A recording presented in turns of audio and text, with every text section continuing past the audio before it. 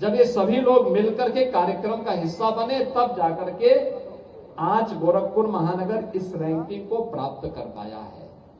हम लोग तब इस कार्यक्रम को प्राप्त कर पा रहे हैं, लेकिन साथ साथ विकास भी होना चाहिए।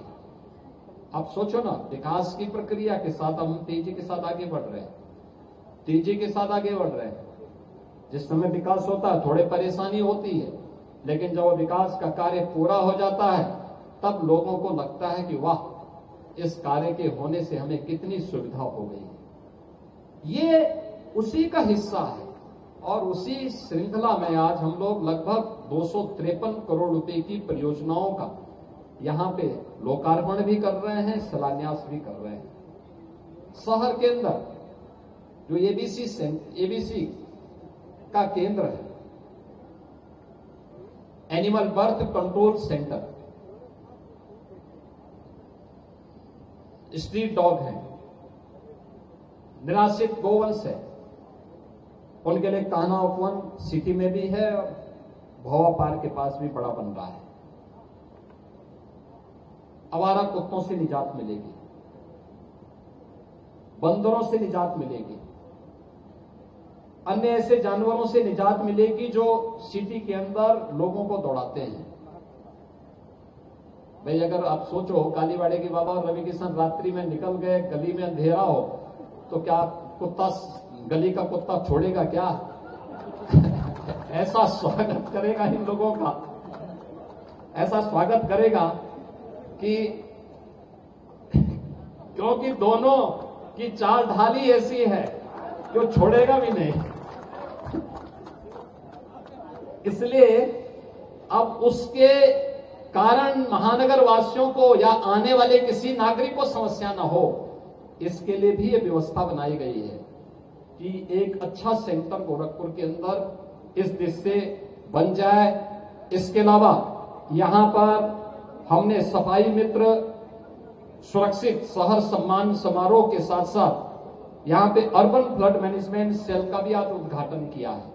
सिटी के अंदर जल जमाव की समस्या, आपका गुड़दहुआ नाला कैसे बन रहा है, अन्य नालों को कैसे यहां से हम एक जगह से मॉनिटर कर सकते हैं, यहीं से उसका संचालन कर सकते हैं, यहीं से पता लग जाएगा यानी बारिश कितनी हुई है और नालों का जलस्तर क्या है, कहां पे पानी रोका गया है या रुक रहा है, क्या कारण है, ये सब इस सेंटर से ही पता लग जाएगा और वहीं से ऑटो मोड पर उसको संचालन करने की व्यवस्था रहेगी।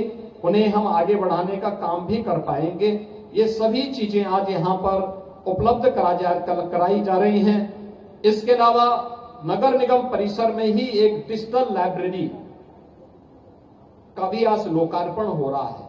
एक डिजिटल लाइब्रेरी, मैं तो कहूंगा नगर निगम के जो पार्षदगण हैं, पूर्व पार्षदों को भी बुलवाइए और कभी एक आध घंटा आधे घंटा बैठ करके अच्छी किताबों को पढ़ना भी चाहिए और उसके बारे में देखना भी चाहिए। रामगढ़ ताल आज पर्यटन का एक नया केंद्र बनकर के उभरा है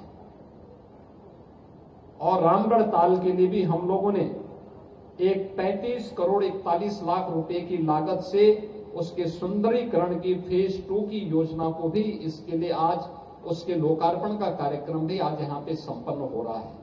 मैं इन सभी परियोजनाओं के लिए जो मोहल्ले मोहल्ले के एक एक वार्ड से जुड़ी हुई जो 177 परियोजनाएं हैं, इन सभी परियोजनाओं के लिए महापौर जी को, जितने भी हमारे पार्षदगण हैं, इन सभी पार्षदों को और महानगर वासियों को हृदय से बधाई देता हूं, अपनी शुभकामनाएं देता हूं और विश्वास करता हूं कि विकास के जितनी भी परियोजनाएं हैं, किसी भी निधि से और किसी भी जगह से कोई पैसा विकास का आता है, याद करना उस पैसे का इस्तेमाल सही जगह होना चाहिए और सही होना चाहिए।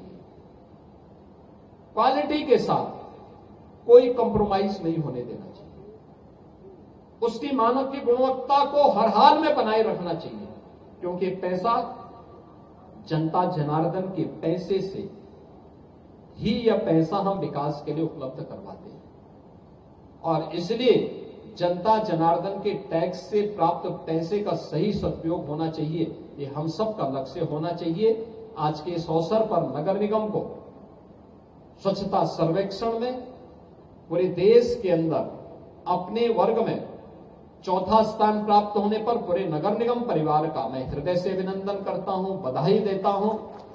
253 करोड़ रुपए की इन परियोजनाओं के लिए महानगर वासियों का हृदय से उन्हें बधाई देता हूं और एक बार फिर से इस सावन मास की शिवरात्रि की भी आप सबके प्रति अपनी शुभकामनाएं देता हूं। देवादिदेव महादेव भगवान गोरखनाथ आपके जीवन में लोक मंगल और कल्याण का मार्ग प्रशस्त करे, यह कामना करते हुए अपनी वाणी को विराम देता हूं। धन्यवाद। जय हिंद।